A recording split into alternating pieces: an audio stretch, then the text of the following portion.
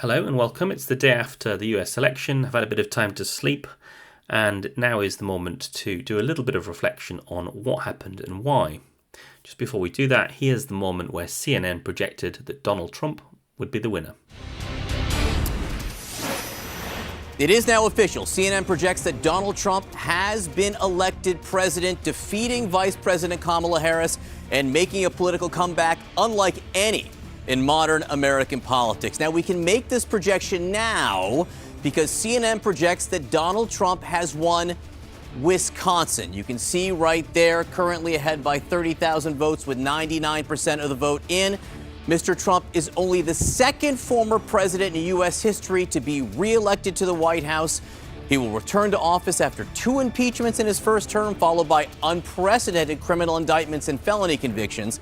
Mr. Trump scoring a landmark victory as he now heads back to power, leading a politically divided nation. Again, CNN projects that Donald J. Trump is elected the 47th president of the United States. So as I speak to you, it's not clear what all of the results are, but it looks very likely that Trump has won all of the swing states, as well as winning the popular vote, the first time a Republican has done that since 1988.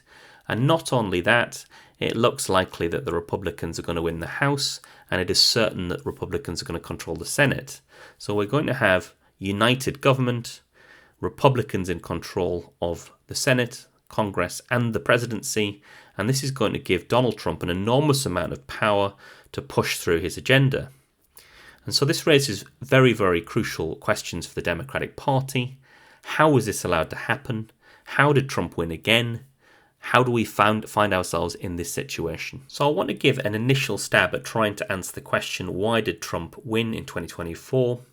And to start answering that question, I think it's important that we go back to the last election in 2020 and ask ourselves, well, why was Biden able to beat Trump in the first place? Now, some answers to these questions arrive at conclusions that apply just as much to this election. So, for example, some people might say, well, the reason why Biden won is because Trump had so many negatives associated with him that drove people to vote for the Democrats. And there's some truth in that, but that kind of argument applies just as much to this election as the previous one, if not more so, because as many people pointed out at this election, the issue of abortion has been able to galvanize voters, or so it was thought.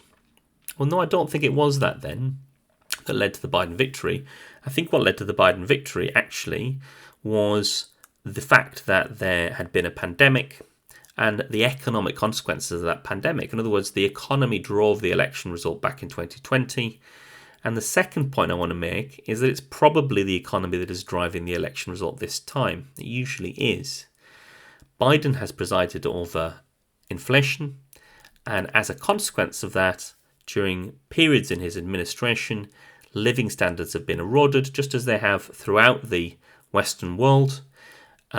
Seen from the perspective of outside, of course, the United States economy has done far better than many countries. I'm sitting here in Britain, where there has been relative decline compared to countries like the United States.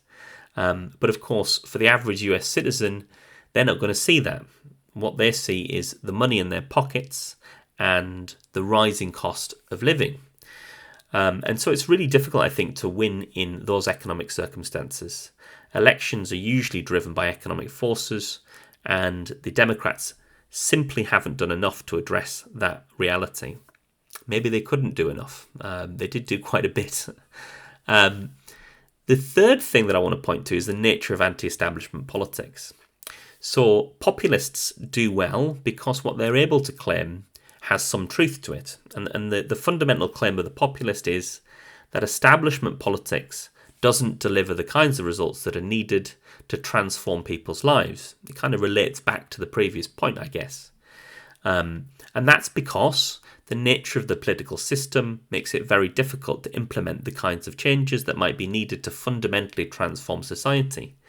Now, the key thing that stands out to me about US society is that if you go back over decades, really, living standards have been pretty stagnant, actually, in the United States. And so for ordinary people, whether it's been a Democratic president or a Republican president, living standards have just remained really, really flat for most ordinary workers in the United States. And so when you get somebody like Trump coming along and saying, look, I can fix this, I can do something different, I can drain the swamp, as it were, if we go back to the rhetoric that he was using before, that is quite appealing.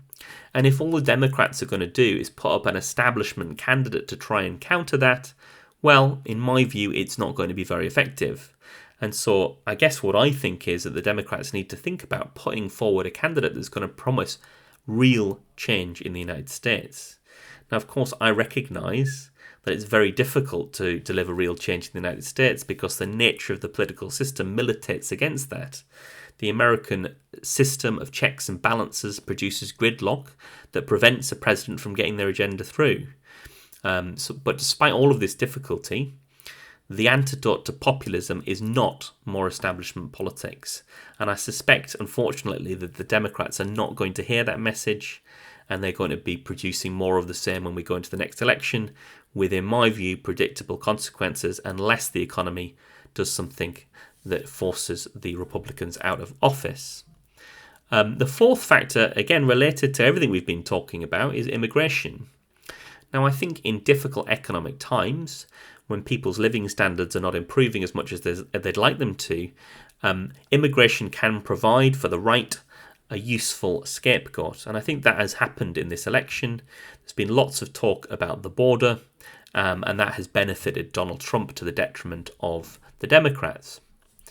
And then if we focus in on the Democratic Party, it was a bit of a woeful campaign in my view. You had the period of time where Biden was leading for the Democrats. He was the candidate. He was clearly a weak candidate. He's clearly a man whose health is failing. He's not intellectually what he once was. They replaced him, and there was an opportunity there perhaps to select a better candidate. I was saying at the time that the Democrats should go for a contested convention where a really decent candidate could be chosen. I don't know who that would be, but you know, you can form your own conclusion about who that should have been. But it wasn't Kamala Harris. Kamala Harris was not a good candidate. She wasn't a very good communicator in my view. And going on to my final point, and this is coming from, I guess, the UK, where I wasn't receiving all of the messages. But I think actually that puts me in a better position to assess the campaign overall, because American presidential elections tend to be swung by voters who are what you might call low information voters who are not paying that much attention. And so my position as an outsider helps me here. And if I'm honest, even as a political junkie, as a political geek who's got his own YouTube channel talking about politics, if you asked me to sum up the Democratic message of this election, I couldn't do it. And that's a really big problem. If you think about successful political campaigns, they usually centre around a crystal clear message that is meant to galvanise the support of the voters that are likely to vote for you. So think about Barack Obama back in 2008, a much better communicator than anybody really that's come since. His message was crystal clear. It was simply change. Look at Britain in 2019, another excellent political communicator, Boris Johnson. His message to the British people was simply get Brexit done. And again, if you ask me what Kamala Harris's message was at this election, I have simply got no idea, and I don't think the American electorate did either. Well, anyway, that's all for now. Please do check out some of my other videos on my channel. Don't forget to like and subscribe. And for now, goodbye and best wishes.